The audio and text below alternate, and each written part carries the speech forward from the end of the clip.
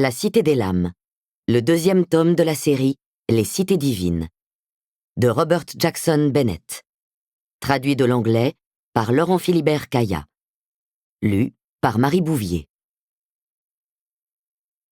Pitry ne savait pas quoi attendre des quartiers d'habitation de Touriyin-Moulaguesh, mais sûrement pas à découvrir le cimetière de bouteilles de vin vides et d'assiettes sales qu'il contemple sitôt entré chez elle. Il remarque aussi une foule d'objets menaçants, des carreaux, des tire-carreaux, des épées, des couteaux, et dans un coin, un énorme riflet, une arme à feu à âme rayée. C'est une invention récente qui vient à peine de devenir commercialement abordable grâce à la nouvelle hausse de production de la poudre noire. L'armée, comme le sait Pitry, en possède des versions bien supérieures. Le pire, cependant, reste l'odeur. Apparemment, la générale Touriyin-Moulaguesh s'est prise de passion pour la pêche, mais n'a pas encore découvert la manière adéquate de se débarrasser des carcasses. « Ouais, » dit Moulaguesh, « je suis consciente de l'odeur, merci. Je m'y suis habituée, c'est tout. L'océan, la maison, tout sent pareil. » Pitry est en désaccord profond avec cette théorie, mais montre assez de présence d'esprit pour ne pas le dire. « Merci de m'avoir secouru. » « De rien. C'est une relation symbiotique.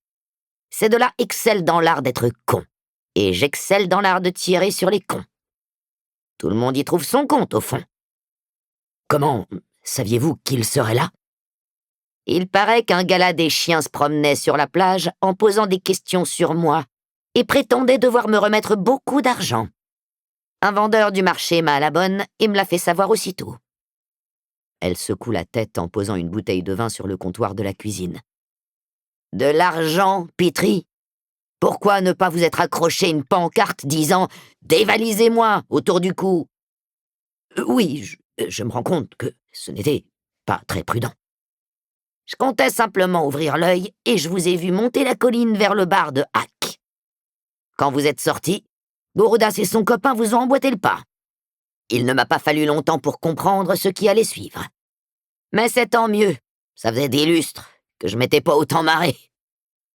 Elle sort une bouteille de thé et, sous l'œil amusé de Pitry, la dispose avec celle de vin sur un plateau.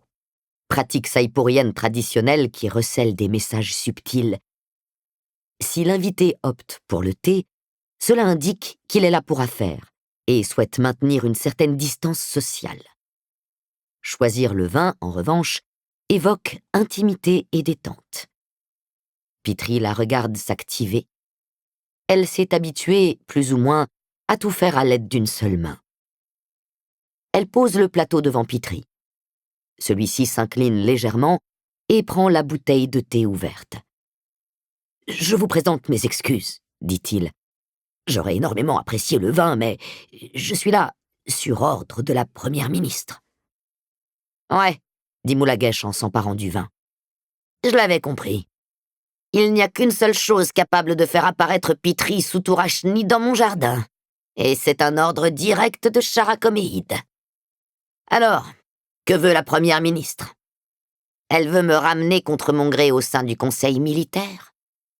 J'ai démissionné aussi bruyamment que possible, je pensais que c'était définitif. » C'est vrai. Le vacarme de votre démission résonne encore dans tout Galadesh. »« Ben merde, Pitry, vous êtes un vrai poète. » Merci, mais j'ai volé cette réplique à Chara. »« Naturellement. En fait, je ne suis pas là pour vous convaincre de revenir au conseil militaire. Ils vous ont trouvé une remplaçante. » Réfléchit Moulaguesh. Gawali? Pitry opine. Ça ne me surprend pas. Par les mers, cette femme a léché tellement de cul que c'est un miracle qu'elle ait encore l'usage de sa bouche. Je ne comprends jamais comment elle a pu être nommée générale en premier lieu. Vous n'avez pas tort, dit Pitry. Mais le véritable but de ma visite est de vous transmettre des informations concernant votre pension. Moulaguesh s'étouffe avec son vin et se penche en toussant. « Ma quoi ?» dit-elle en se redressant. « Ma pension ?» Pitry hoche la tête, mal à l'aise. « Qu'est-ce qui se passe ?» demande-t-elle. « Eh bien, vous avez peut-être entendu parler de ce qu'on appelle service minimal. Ça me dit quelque chose? En gros, quand un officier de l'armée saïpourienne est promu à un nouveau grade, dit Pitry en fouillant dans sa sacoche, sa solde est automatiquement revue à la hausse. Mais il doit servir en cette qualité durant une certaine période avant de pouvoir prétendre à la pension équivalente à ce grade. Ceci est dû au fait que, il y a une vingtaine d'années, toute une série d'officiers a été promue avant de démissionner aussi sec pour vivre de leur pension renflouée.